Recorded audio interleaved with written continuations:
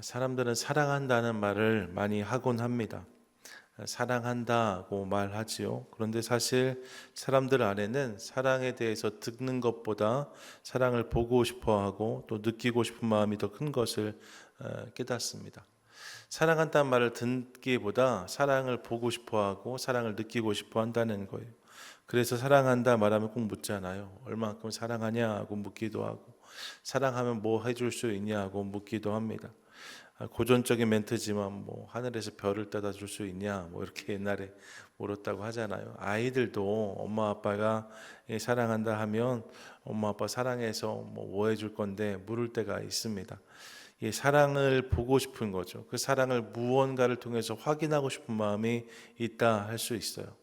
그게 우리 마음인 거죠. 사랑을 듣는 것을 넘어서 보고 싶고 느끼고 싶은 마음 말입니다. 그런 맥락에서 호세아 11장은 하나님의 사랑을 구체적으로 보여주는 말씀이다라고 설명할 수 있습니다. 어떤 학자는 성경 전체에서 하나님의 사랑이 가장 과감하고 분명하게 또 과격하게 드러난 장이 호세아 11장이라고도 설명했어요. 호세아 11장을 통해서 우리가 하나님의 사랑을 분명히 깨달을 수 있다는 거죠. 그러면 본 장을 통해서 알 수 있는 하나님의 사랑은 어떤 것인가? 우리 1절부터 한번 쭉 대하면서 본문을 이해하고 싶은데요. 먼저 첫 번째로 본문은 하나님이 먼저 사랑하셨다라고 선포합니다. 한번 따라 하시겠어요? 먼저 사랑 1절인데 함께 읽습니다. 시작. 이스라엘이 어렸을 때에 내가 사랑하여 내 아들을 애굽에서 불러냈거늘. 아멘. 본문의 시작이 이스라엘이 어렸을 때입니다. 어렸을 때. 이는 이스라엘 백성들이 아무것도 모를 때를 의미한 거죠. 무언가를 하지 않았을 때입니다. 그런데 이미 그때부터 하나님은 당신의 백성 이스라엘을 사랑하셨다라고 말씀하고 있어요. 그래서 그들을 출애굽시키셨다라고 분명히 고백하고 계십니다. 어렸을 때부터 내가 그들을 사랑했다. 여러분 생각해 보시면 정말로 이스라엘 백성들이 애굽에서 돌아오는 출애굽의 역사와 여정을 시작할 때 거기에 하나님이 계셨습니다. 이스라엘 백성들이 마일리지를 쌓거나 크레딧을 쌓아서 출애굽한 것이 아닙니다. 뭔가 실력을 갖춰서 출애굽한 것이 아니었습니다. 뭔가 대단한 결단을 했거나 하나님 출애굽 시켜주시면 제가 이렇게 하겠습니다. 약정을 한 것도 아니었어요. 오직 하나님이 그 백성을 기억하시고 그 백성을 사랑하심으로 당신의 백성들을 애굽에서 나오게 하신 거죠. 당신의 백성들을 출애굽 시키셔서 예배의 자리로 다시 부르신 거예요.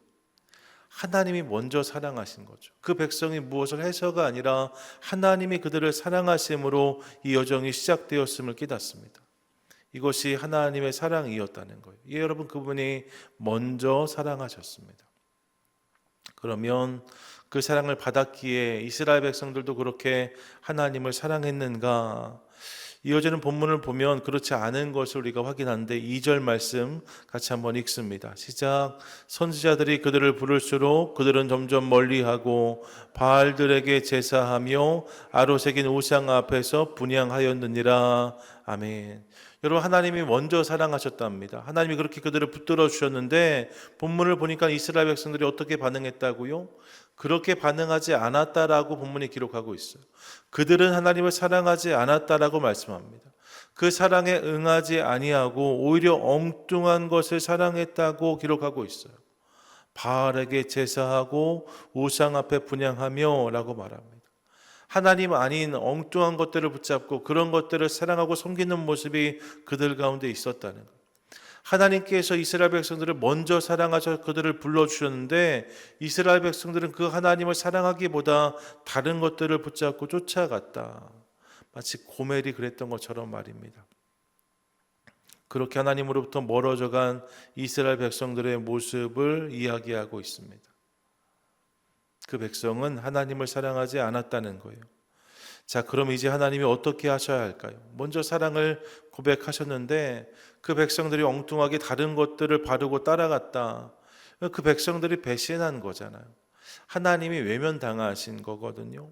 우리라면 얼마든지 그 사랑을 거둘 수 있을 것 같습니다. 내가 누군가를 짝사랑했는데 말입니다. 사랑 고백을 했더니 돌아보지도 않고 다른 사람에게 시선을 주고 그 사람 쫓아가면 에이 너 말고도 남자가 얼마나 많은데 너 말고도 여자가 얼마나 많은지 할 수 있잖아요. 그런데 하나님 그렇게 하지 않으셨어요. 여기서 우리는 그분의 두 번째 사랑의 모습을 확인하는데 그분이 어떻게 사랑하셨는가? 성경은 그럼에도 그분이 계속 사랑하셨다라고 말씀하고 있습니다. 한번 따라 하시겠어요? 계속 사랑, 계속 사랑. 3절인데 3절 함께 읽습니다. 시작. 그러나 내가 에브라임에게 걸음을 가르치고 내 발로 안았음에도 내가 그들을 고치는 줄을 그들은 알지 못하였도다. 아멘. 본문의 에브라임이 누구를 의미합니까? 이스라엘 백성들을 의미하는 거예요. 그냥 이스라엘이 아니지요. 2절 말씀을 기억해 보시면 하나님이 먼저 사랑하셨음에도 불구하고 바알을 쫓고 엉뚱한 것들에게 분향했던 이스라엘입니다. 하나님의 사랑을 철저히 외면했던 이스라엘입니다. 그들이 에브라임인 거예요. 그런데 하나님이 그런 그들을 끊임없이 붙잡으셨다라고 본문이 기록하고 있습니다. 그런 그들에게 걸음을 가르치시고 당신의 팔로 그들을 안아주시고 그들을 고치셨다라고 말씀하고 있어요. 뭐예요? 하나님이 계속해서 사랑하셨다는 거예요. 하나님의 사랑에 반응하지 않았음에도 불구하고 말입니다. 하나님의 사랑을 배신했음에도 불구하고 말입니다. 그런 그들을 계속 사랑하셨다라고 말씀합니다. 그 사랑을 멈추지 않으셨다라고 말씀해요. 그렇게 이스라엘 백성들이 깨닫지 못하는 시간 속에서도 그들을 품고 계셨다라고 본문이 분명히 말씀하고 있습니다. 4절을 보세요. 4절 함께 읽습니다. 시작. 내가 사람의 줄 곧 사랑의 줄로 그들을 이끌었고 그들에게 대하여 그 목에서 멍에를 벗기는 자 같이 되었으며 그들 앞에 먹을 것을 두었노라. 아멘. 하나님이 사랑의 줄로 그들을 이끄셨다라고 말씀합니다. 멍에를 벗겨주셨대요. 그들에게 양식을 공급하셨다라고 분명히 고백하고 있습니다. 이 하나님이 그렇게 그 백성을 계속 돌보셨다라고 말씀하는 거죠. 그것이 우리 하나님의 사랑이었다는 거예요. 그들이 반응하지 않았음에도 불구하고 계속해서 그들을 붙잡고 세우시는 하나님의 모습을 확인합니다. 하나님이 계속 당신의 백성을 사랑하셨다. 본문의 이야기인 거죠. 자, 그럼 여러분 그런 사랑을 받았으니 이젠 이스라엘 백성들이 좀 변했을까요? 그렇지 않습니다. 이어지는 5절부터 6절까지를 보세요. 5절부터 6절까지 함께 읽습니다. 시작. 그들은 애굽 땅으로 되돌아가지 못하겠거늘 내게 돌아오기를 싫어하니 아수르 사람이 그 임금이 될 것이라. 칼이 그들의 성읍들을 치며 빗장을 깨뜨려 없이 하리니 이는 그들의 계책으로 말미암음이니라. 내 백성이 끝끝내 내게서 물러가나니 비록 그들을 불러 위에 계신 이에게로 돌아오라 할지라도 일어나는 자가 하나도 없도다. 아멘. 이스라엘 백성들이 그 사랑에 어떻게 반응합니까? 여전히 하나님께 돌아가기를 싫어했다라고 본문이 말씀하고 있습니다. 엉뚱한 것을 붙잡고 의지했다라고 말씀해요. 이로 인하여서 칼의 공격을 당하기도 하였고 어려움을 겪기도 하였지만 그들은 끝끝내 돌아오지 않았다라고 말합니다. 돌이키지 않았다는 거예요. 하나님이 큰 사랑으로 계속 그들을 품어주셨으니까 이제 좀 변화될 때도 됐는데 말입니다. 제가 그 계란 깨뜨리며 후라이 품으며 병아리 말씀드렸잖아요. 꼭 품고 있으면 병아리가 좀 돼야 되는데 말입니다. 한참을 품고 있었는데도 병아리가 되지 않았다는 거예요. 한참을 품고 있었는데도 병아리가 되기는커녕 이 알이 살아서 그 품 싫다고 자꾸 다른 곳을 향해서 이렇게 굴러갔다는 거죠. 참 품기 어려운 알 아니겠습니까? 그런데 이스라엘 백성들이 그렇게 반응했다는 거예요. 참 야속합니다. 이렇게 사랑을 경험했다면 이제 좀 그분의 사랑에 응답해도 될 텐데 말입니다. 이스라엘 백성들은 전혀 그 사랑에 반응하지 않았다는 거예요. 그만큼 사랑을 받았으면 좀 변해도 되는데 하나도 변하지 않았다라고 본문이 말하고 있는 거죠. 고집스럽게 자기가 원하는 우상과 엉뚱한 것들을 붙잡으면서 그렇게 달려가고 있는 이스라엘 백성들의 모습을 고발하는 거예요. 이스라엘 백성들은 그렇게 행하였다라고 말합니다. 그러면 이제 하나님이 어떻게 하셔야 될까요? 여러분 어떻게 하시겠어요? 먼저 사랑했고 계속 사랑했는데도 변하지 않아요. 계속 사랑했는데도 반응하지 않아요. 계속 사랑했는데 응답하지 않아요. 여러분 어떻게 하시겠어요? 누군가에게 내가 사랑을 고백했는데 시큰둥해요. 계속 연애 편지를 보내고 집에 꽃을 갖다 주고 이렇게 저렇게 선물 공차를 했는데 끝까지 그 사랑에 반응하지 않아요. 여러분 어떻게 하시겠어요? 이런 경험이 없으시죠? 다 사랑을 받기만 하셔서 어떻게 하시겠어요? 포기할 만하지요. 그런데 여러분 하나님이 어떻게 반응하셨는가? 본문 8절이에요. 8절 말씀 같이 한번 읽습니다. 시작. 에브라임이여 내가 어찌 너를 놓겠느냐? 이스라엘이여 내가 어찌 너를 버리겠느냐? 내가 어찌 너를 아드마같이 놓겠느냐? 어찌 너를 스보임같이 두겠느냐? 내 마음이 내 속에서 돌이키어 나의 긍휼이 온전히 불붙듯 하도다. 아멘. 이 본문을 통해서 우리는 하나님의 세 번째 사랑의 모습을 확인합니다. 그것이 무엇인가? 하나님이 끝까지 사랑하셨다는 거예요. 따라 하시겠어요? 끝까지 사랑, 끝까지 사랑. 본문을 보세요. 하나님 뭐라고 말씀하십니까? 내가 어찌 너를 놓겠느냐고 말씀하세요. 내가 어찌 너를 버리겠느냐라고 말씀하십니다. 여러분 놓으시겠다는 거예요? 버리시겠다는 것입니까? 그렇지 않으시겠다는 거예요. 절대로 내가 너를 놓지 않겠다. 내가 절대로 너를 버리지 않겠다라고 말씀하시는 거죠. 여러분 이 고백은 고멜을 향한 호세아의 고백이었고 잃어버린 아들을 향한 아버지의 절규였다라고 말씀드릴 수 있습니다. 그렇게 하나님께 당신의 백성을 사랑하셨다는 거예요. 아드마처럼 스보임처럼이라고 말씀하잖아요. 아드마, 스보임은 창세기에 보시면 소돔과 고모라 인근에 있었던 도시들이에요. 소돔과 고모라가 심판당할 함께 망했던 도시들 말입니다. 다 심판받은 도성들입니다. 그 성들은 심판을 받았지만 이스라엘 백성들은 결단코 그럴 수 없다고 말씀하십니다. 내가 너희를 아드마처럼 스보임처럼 망하지 않게 하겠다라고 말씀하세요. 심지어 뒤에 가니까 당신의 백성을 향한 긍휼과 사랑이 불붙듯 하도다라고 말씀하십니다. 하나님의 사랑이 열병처럼 일어나고 있다는 거예요. 이 백성이 너무나 못됐음에도 불구하고 이 백성이 너무나 그 사랑에 무심함에도 불구하고 그 백성을 향한 당신의 사람들을 향한 하나님의 사랑이 불타는 것과 같다라고 말씀하고 계신 거죠. 그러면 9절 이하에 보시면 9절부터 11절까지 같이 한번 읽겠습니다. 시작.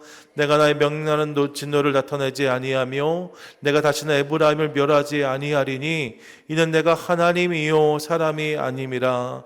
내 가운데 있는 거룩한 이니 진노함으로 내게 임하지 아니하리라. 그들은 사자처럼 소리를 내시는 여호와를 따를 것이라. 여호와께 소리를 내시면 자손들이 서쪽에서부터 떨며 오되 그들은 애굽에서부터 새같이 아수르에서부터 비둘기같이 떨며 오리니 내가 그들을 그들의 집에 머물게 하리라. 나 여호와의 말이니라. 아멘. 뭐라고 말씀하십니까? 하나님 결국 당신이 사람이 아니시고 하나님이시기 때문에 결국 그 사랑으로 당신의 백성들을 당신에게 돌아오게 하겠다라고 말씀하십니다. 그들이 어디에 있든지 간에 그들을 찾겠다라고 말씀하세요. 결국 그 모두를 다 돌이키게 하여서 당신의 집에, 당신이 정하신 그들의 집에 저들을 머물게 하겠다라고 말씀하십니다. 모든 백성을 반드시 찾으시겠다 하나님 말씀하고 계신 거예요. 결국 그 사랑이 당신의 백성들을 회복시키실 것이다 선포하고 계신 거죠. 예, 사랑하는 여러분, 이것이 하나님의 사랑의 실제인 것을 깨닫습니다. 하나님의 사랑 구체적으로 어떤 사랑인가? 첫 번째, 먼저 사랑이랍니다. 두 번째는요, 계속 사랑이랍니다. 세 번째는 끝까지 사랑이라고 말씀하고 있어요. 이스라엘 백성들은 그 사랑에 응답하지 않고 끊임없이 부인하고 멀어졌지만 하나님은 그런 그들을 먼저 사랑하셨고 계속 사랑하시고 끝까지 사랑하실 것이다 라고 말씀하고 있습니다. 여러분 잘 보세요. 먼저 사랑하셨고 과거의 일입니다. 계속 사랑하시고 현재의 일입니다. 끝까지 사랑하실 것이다 뭐예요? 미래의 일입니다. 하나님이 영원히 사랑하신다는 거예요. 누구를요? 당신의 백성들을 말입니다. 이스라엘 백성들을 말입니다. 우리를 그렇게 사랑하시겠다고 말씀하시는 거죠. 그리고 이 약속을 주님이 지키시죠. 그 사랑의 결정체를 우리가 압니다. 그분이 누구세요? 그분이 예수 그리스도이십니다. 하나님은 당신의 독생자를 십자가에 내어주심으로 당신의 사랑을 완전히 드러내시고 완성시키십니다. 먼저 사랑하셨고 계속 사랑하셨음에도 변하지 않는 그들을 온전히 구원하시기 위해서 하나님께서 직접 이 땅에 오셔서 십자가를 지시고 죽으심으로 그 사랑을 완성시켜 주셨다는 거죠. 할렐루야, 아멘. 요한복음 3장 16절이 그렇게 시작되지 않습니까? 하나님이 세상을 이처럼 사랑하사 독생자를 주셨으니. 독생자 예수 그리스도, 여러분 그 이야기의 시작이 무엇입니까?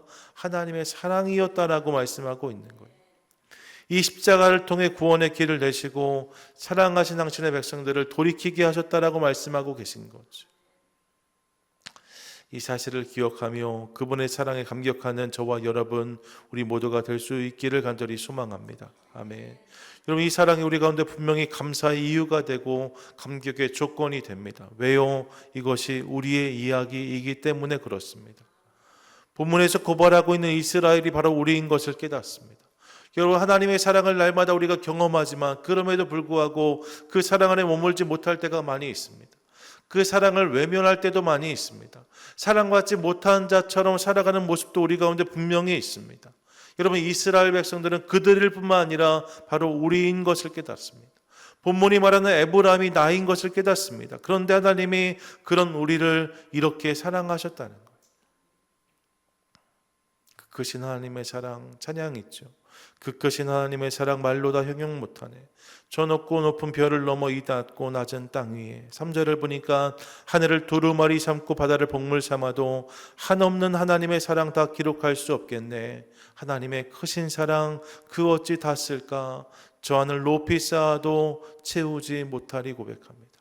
여러분, 이 찬양은 다른 누군가의 고백이 아니에요. 바로 우리의 고백인 거죠. 우리 모두를 향한 하나님의 사랑이 이런 것이고, 그래서 이 고백이 우리의 고백, 나의 노래가 되어야 될 줄로 믿습니다. 아멘.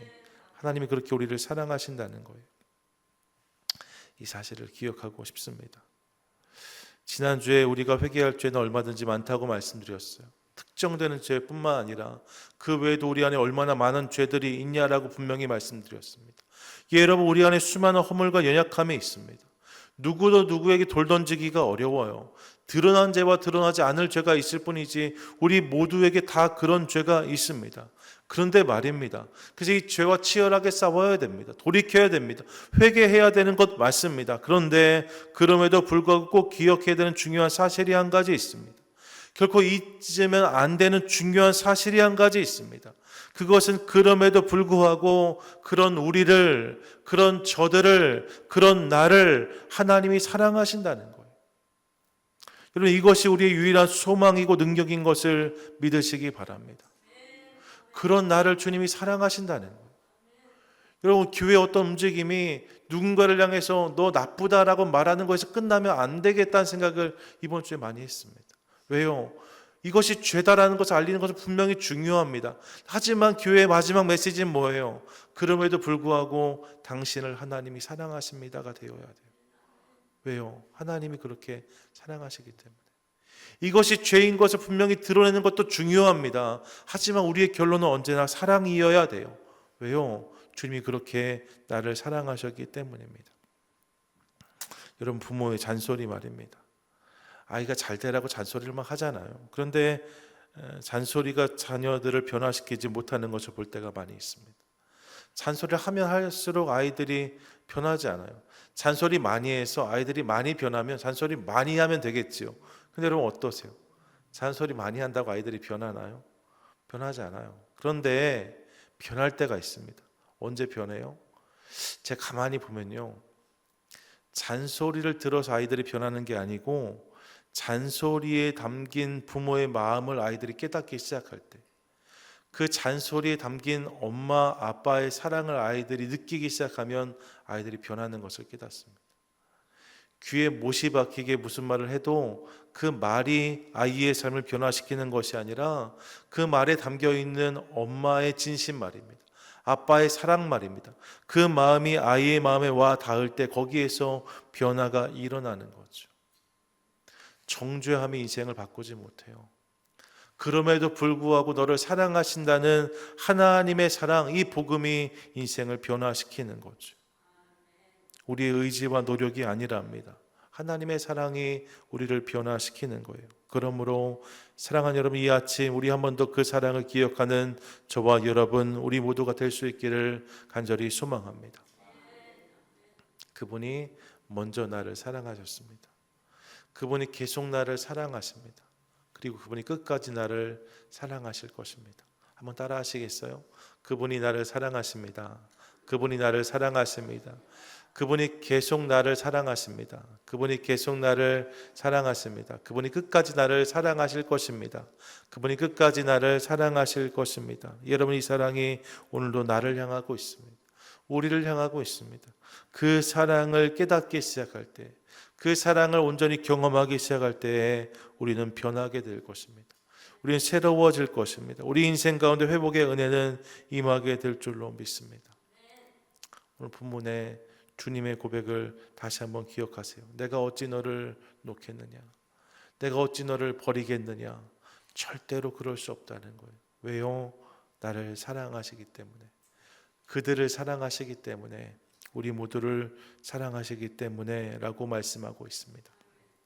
바라기는 오늘 말씀을 기억하며 그렇게 우리를 사랑하시는 하나님의 열심이 오늘도 온 세계를 향하고 있는데, 하나님 그 사랑을 기억함으로 한 번 더 소망하게 하시고, 한 번 더 기대하게 하시고, 한 번 더 일어서게 하셔서 그 사랑 안에서 변화되어지는, 그 사랑 안에서 회복되어지는, 그 사랑 안에 새로워지는 우리의 인생과 저들의 삶을 기대하고 꿈꾸는, 또 그것을 소망하며 기도하는 우리 모두 되게 해 주시옵소서. 함께 기도하며 나아가는 저와 여러분, 우리 모두가 되시기를 주님의 이름으로 간절히 축원드립니다. 아멘.